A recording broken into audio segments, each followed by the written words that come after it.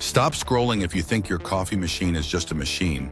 Meet the office's grumpiest brewer, Bob, who's been punishing the coffee machine with weak beans and careless spills for months. One Monday, Bob presses the button. Nothing. He presses again. Still nothing. Suddenly, the machine whirs, spits out a single drop, and displays, "Brew better or else." Bob, red-faced, tries again.